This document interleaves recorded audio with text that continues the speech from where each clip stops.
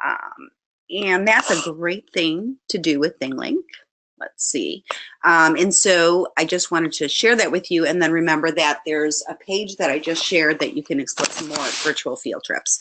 Now, it's great to create virtual field trips, but it's really important to remember the most important thing about ThingLink is that every ThingLink starts with an image. So before you can even use one of our 3 tagging tools, you need to start with an image and add it to ThingLink. And that is the part that teachers often have questions about, and that's the part that I often spend time working with teachers. So today we are joined by Kathy Schrock, and she's going to show us how to find and how to cite 360 images properly.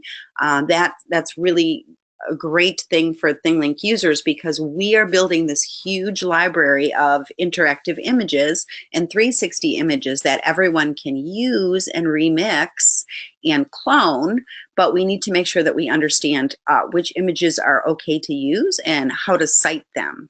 So I'm going to right now pass the screen to Kathy Schrock. That'll just take me a minute and change the presenter. And when Kathy gets on board, while Kathy's just getting settled, I'll tell you just a little bit about Kathy. So she is a longtime educator who I've been following for many, many years. She used to inspire me. When I was a young teacher in the 90s, I think I would read in print about Kathy Schrock and the wonderful things she was doing with technology. And we were just so fortunate to have been able to hook up with Kathy at the very beginning of our ThingLink 360 launch. And she met with us and created a repository of images to try to help students and teachers learn how to find these images. And today we're joined by Kathy again for even some more advice. So Kathy, we welcome you. Thank you. So can you see my whole screen yet? I can see how to cite 360 images. And okay, so as soon as I play. Yes. And and nothing's sitting on top of it, right? No, it's perfect right now. Okay, fine, great. Hi, everybody. Thanks for coming. My name's Kathy Schrock. I'm a retired educational technology person, retired from the school district, but I still go out and about speaking all over the place. So I'm sure I'll be coming to a town near you soon if you want to see me in person. But as a technologist, I love 360 images and virtual reality. And as a library media specialist, I'm passionate about giving credit to the creator of an object. Tonight, I'm going to share both of these passions with you by telling you about some cool places to find 360 images for students or you to bring into ThingLink or just use them with a VR headset, and how to make sure students have permission to use the images they find and how to cite them. So thanks for the great introduction, by the way, Susan. So let's investigate the places you can find 360 images to use. If you have a premium teacher account for ThingLink, you already have access to hundreds of curriculum-related images to use with students or to clone and add links of your own. Teleport 360 for ThingLink is available as both an online tool and an iOS app. The 360-degree group on Flickr, right, the image sharing site, has over 30,000 images, and many of them you have permission to download and then bring them into ThingLink and add the tags, or bring them in to a central location and students can look at them with Google Cardboard or in one of the apps on their iPads or Android devices. Oops, sorry. So there's another group of images that are available on Flickr. The format of a 360-degree image is called an equirectangular image. It means it's 2 by 1, so it's two wide and 1 high. Items in this particular group have to be 360 pixels wide by 180 pixels tall, but they work with a Google Cardboard and they can also be brought into ThingLink. What's interesting about this is where I first saw students actually making their own 360 images. So this was an equirectangular image that's in that particular group that a student drew, made it 360 by 180, and you can look at this with Google Cardboard or bring it into ThingLink and be immersed in this student's drawing. So the art connection with art is pretty amazing when you think about it. So I just wanted to point out that they don't always have to be photographs either. I've created a group on Flickr called 360 Images for Schools. And I ask teachers and students to upload their 360 images and allow others to use them. And the hope is to get a collection of images from around the world. And as you can see by this screen, I ask people to change their licensing, because when you put something up on Flickr, it's not necessarily, you're not necessarily allowing people to use it. So I ask people to we're going to talk about Creative Commons in a minute, but to change it to a Creative Commons attributional, non-commercial, share-alike license, which would allow downloading. All right, so it doesn't do anybody any good just to look at your image. You want people to use it. This is a software tool that I just found while I was working on this presentation and looking for places where 360 images can be downloaded. This is called Street View Download 360, and you go to istreetview.com to get it. And it's a software tool that allows you to download any Google Street View 360 image that is already up in Google Street View. And the download can be imported into ThingLink or used with a 360 viewer. So here's what that looks like. You open the app and you put in the URL from the app that from Google Street View that you found. You can load a panorama if you have a panorama ID, or you can put in coordinates. So if you find a 360 image, you put in any of that information, you can then download it, asks you where you want to save it, asks you what resolution you want, and you download it, and all of a sudden you have a Google Street View image. Now, the only thing with this is, I'm not sure about credit for these, because when you find them in Google Street View, I'm not sure how much attribution is there. So the best thing to do is, if you're downloading it, at least grab the original URL so you can send someone back to that image. So just because obviously an image can be downloaded doesn't necessarily mean you or a student has permission to use it in a project, put it in ThingLink, or even to edit it. So there are ways that students can find out what they have permission to use. I'm hoping everyone listening already knows about Creative Commons, but I don't ever mind explaining it again in case I give you just some other way to convince your teachers or colleagues or administrators about the use of Creative Commons. When I first started using Creative Commons, I had no idea why I would want to use this. I didn't understand why it was important. And then as I created more and more content and was sharing it, all of a sudden it just opened up and I'm like, oh, this is why. So creators can put a Creative Commons license to their works that expressly tell you ahead of time how you can use them.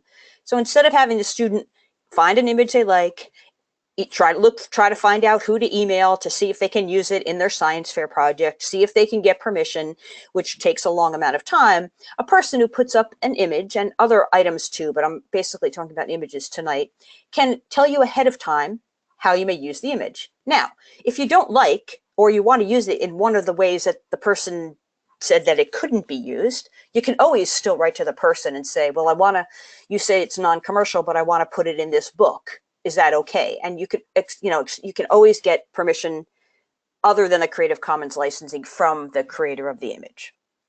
So whenever an item has Creative Commons licensing, you always have to give attribution, all right? Where you got it, who made it, and we're going to talk about the components of citing the images. The license can say it can be changed or not changed. So no derivative works means you can use it as is, or derivative works means you can change it. So the creator can tell you that if you change their work, their derivative work, they can put a share alike component on the license, which means if you change their work, when you publish your work, you have to allow others to change your work too. Now, students don't like this. They don't like to spend all this time changing a work that they're allowed to change, and then they don't want anybody to touch theirs. So if that's the case, then students need to look for something that doesn't say share alike. There are plenty of images in the world that they can use that just have attribution, allow them to change it. And then commercial or non-commercial. A creator can state whether you can use it, commercially or non-commercially. And again, if a student is using an image in like a media festival where they're going to be possibly winning money or winning stuff, that is really commercial. So they do have to watch out for that. So if a student finds an image on Flickr, they can check the license that the creator has applied. So let's look at this one in more detail. The creator says you have to give attribution, which all Creative Commons licensed images do. Only allows the person to use it non-commercially, and does say if you change my image, you have to allow others to change yours also. All right, so it's just as simple as that to look for those licenses. In Flickr, when students do a search in Flickr and they choose any license, you can see there's all these choices. So if you don't want to change it and you don't want to use it commercially, they can just choose all Creative Commons is what they're searching for. So anything that's allowed to be used with attribution can't be changed, can't be used commercially. Then if they want them to use it commercially, they just limit it to commercial use. And then modifications, that's the no derivative works. Commercial use and modifications. So that is what the Creative Commons is. Now, of course, the pool gets smaller and smaller as you go down, but there's, all Creative Commons, 10 million images, commercial use allowed, 5 million images, modification allows, 250,000 images. So there's plenty of stuff for students to choose from. So when you're providing a citation to the image, it is pretty much the same as providing attribution to the creator. And here are the things for in the MLA standards that you're supposed to, MLA citation, I guess standards, that you use when you're citing a digital image. The name or the handle, because oftentimes people don't use the real name, of the creator of the digital image, if you can find that. The title of the digital image, if they titled it. The name of the website which houses the image. Any numbers associated with the image, if applicable. The publisher of the image, if it's not the creator. The date the image was created or published, and the URL of the image. Now, chances are not always great that all of these things are going to be available. The least amount of attribution would be the URL of the image. And in Flickr, that doesn't mean a URL of any of the sizes of the image, just the URL of the direct image. If the image is in a collection, the URL is not the picture that you're looking at. You have to find out what the actual straight URL is for that image. All right. The date the image was created, if you're using Flickr or any of those, that usually hangs out there somewhere. The publisher of the image might not necessarily be the person who created it. You don't know. You just have to do your best, but you have to give as much attribution as you can. The least amount would be the URL of the image if you can't find anything else. So my feeling is that when a student's using any image, flat image, 360 image from anywhere, and it's Creative Commons license, they searched on Google or Bing or Google Photos, or they searched on Flickr, the easiest thing to do is to put the attribution right on the image for many reasons. Number one, anytime then that image travels, the attribution is there. If the student copies the URL and sticks it in their notes, and then in their paper, they have the image, and at the end, they put the citation to the image. It says, man and dog, and give the URL. That's great. But next time they want to use the image, they have to go find the URL in their notes. So it's really great if the two things can be married and carried to and followed and travel together. So here's an image that I took. That's inside of my house. That's a 360 image. All right. And you can see that the citation is at the bottom. Right? Schrock Kathy, I took it, Geodesic Dome Home, that's the title of it. Flickr, 19th of February, 2016, and that's the URL of the image. All right? Easy. In ThingLink, it's really easy to add a tag to an image. I mean, that's the power of it, that the tag can lead you to many different places, can lead you to another site, can open a video, can lead you to another whole 360 to look at. There's many different things that can use to, but I like to use it just for text. So all I do is add a tag, type in the text, and then when anybody clicks on that little dot, as you can see on the bottom, up pops the citation. All right, so it's traveling with the image. No matter what, if I allow people to use the image, to put it in their geodesic dome collection of 360 images, they can do that, but there's always the place where someone knows where to go to find the image. Sometimes they're highlightable, sometimes you have to type them in by hand, just depends. If you're putting it right on an image itself, using some kind of image editing software, or any like a sketch kind of thing where you can just type right on the image, that's not necessarily going to be able to be highlighted. Oftentimes I tell, when teachers ask, well, how do we put the URL on the image? I suggest they use like PowerPoint or Google Slides or Keynote, have the student put the image on a slide, then put a text box on it.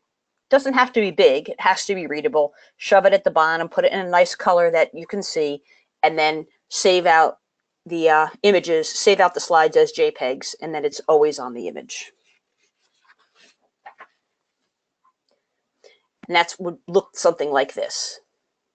You have to be really careful though when you're editing 360 images. 360 images carry this special information with them that allow things like ThingLink's 360 editor, their VR editor, and a Google, any other of the pieces of software that allow students to view 360 images, to tell it it's a 360 image. Sometimes you'll do something like this and it'll wind up being completely flat. That's why you see weird images like this. It's completely flat, and sometimes you wreck it. So always, if you're going to do it, make a copy first and then play with it. You can see in this image on the bottom, that black kind of scribbly mark on the bottom, that's the camera. In a 360, when you look down at it, it's this little tiny square thing. But sometimes I try to like edit it out. It's really hard on a floor like this to edit it out. And I'm always afraid I'm going to make the picture not a 360. So you have to be careful about that also. So I've showed you places to find 360s, how to locate images that are allowed to be used, and how to give attribution to the creator of the image by providing a citation. So do we have any questions? Thank you, Kathy. Yes, we actually do have some questions. A couple of really good questions. You gave us so much great information. I really like the idea of putting the information right on the image. And what I've noticed a lot of our users do is they make a big tag at the bottom. They put it on the very bottom of every image so that it always stays there. Okay, so here's a question. There's no bottom in a 360, but there is. Right, but when you scroll down to the bottom of it, and when you, like we always say, look up, and then we look for like important things and look down for important things. Oh, yeah, right, exactly. Yes. Okay, and there was one on that DPTV, a very big one at the bottom. Okay, so here's a question. What software or app can you use to edit the 360 image? And this comes from Wendy.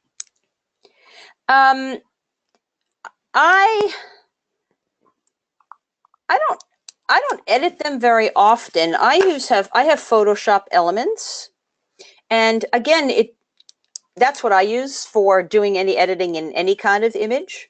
But I have to be really careful not to change it to anything. So all I do is when I'm editing, I'm not really, I do what I do and I get out right away. I don't use any of the expert things or add lines, or I can add text, but that's about the only thing that I do. Now, if I added text to a 360, right on a 360, I doubt if it would be very readable when you're looking at it as a 360.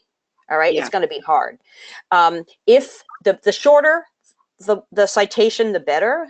So if you were going to put text right on a 360, I would use one of the URL shorteners like bit.ly and get a shorter URL. So that at least if someone's looking at it, it's not this really long thing that's circling all at the bottom of the 360. If they're looking at it as a 360. Flat, it'll be fine, but not when it's a 360. Yeah, the flat images are very easy to do that with. And I know that a lot of people do use Photoshop. If you have great Photoshop editing skills, some people really spend some time adding layers and things to the 360 images, which is really interesting. But just, yeah, just the less editing you can do, I think the better, unless you really know what you're doing with Photoshop. That would Well, be yeah, and this is Photoshop Elements, so this is the, you know, the easier one. It doesn't have, you can't make as many mistakes and turn it into a flat picture. I've turned a lot of them, I'll tell you, into flat pictures. So, and you have to also remember, I find this with my grad students, as much as I tell them what to do, a lot of them use Google Street View. We have them using Google Street View to create their 360s. They somehow make panoramas all the time by right, mistake. And a right. piece of software on the devices that says 360 images, there are some that are ones called Image 360. It goes 360 around, but it doesn't have a top and a bottom. So that's really not a 360. A 360 would be something that you create with Google Street View or with one of the 360 cameras. Yes, and actually, so when I go out into boot camps, I always teach people how to use their phones, just their Android or their iPhones, Yep. to take the 360 image with Street View. And I do have to remind everybody, you have to look up and up. Sometimes there are 4 layers to connect. So otherwise, you do end up with just a panorama. There are also a few apps that just make panoramas.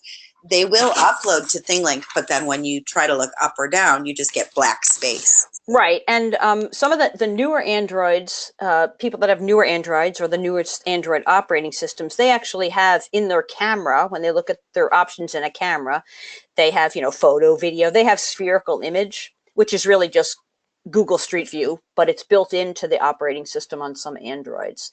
And there's one thing that's called Cardboard Camera, which is an app for both iOS and Android, and that doesn't do the top and bottom. It just does the all the way around. So stay away from that. I was so excited. I thought it was something going to be cool like that, but it's not. So. Me too. I was so excited when I tried because it almost mentions something beyond panorama, but it is just a regular camera. So yes. Right. All right. I have a few more questions for you, Kathy. So do you need? Let's see. This is from Wendy. Do you need a Flickr account to download images? That's a good question. I'm thinking you probably do, because yeah, I know you need them to share with me, right? You don't upload it to my group. You upload it to your own Flickr account and then tell me that you want to add it to my group. In Flickr, the groups work. The images originally, they stay in your Flickr account. So I'm assuming that you probably need a Flickr account, which is a Yahoo login, to download from Flickr. There are other online, I mean, you could put a 360 image in, you know, anywhere. You can put it in, you know, Dropbox and download it, and it still stays as 360. It just people can't view it. right. The wonder of Flickr is, which is great, and now Facebook too, is you can, while it's in Flickr, you can click on it, and actually there's a 360 viewer in Flickr, so you can zoom around the image and look to see that everything in it is appropriate that you want to use for students or for students to use.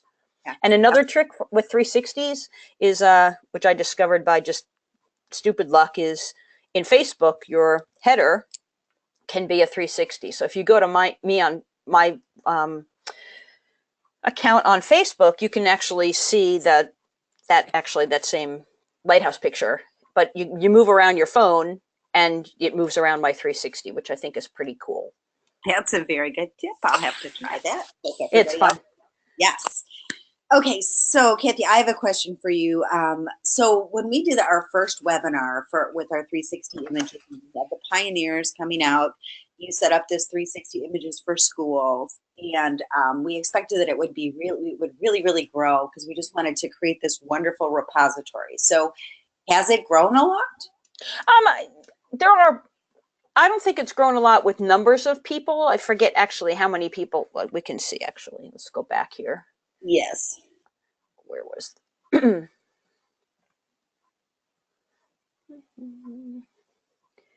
I don't know when I took this. I took this August 26th. You can see on the right hand side. I don't know what year, because it's covered on my screen, but what does it say? August 26th, what year?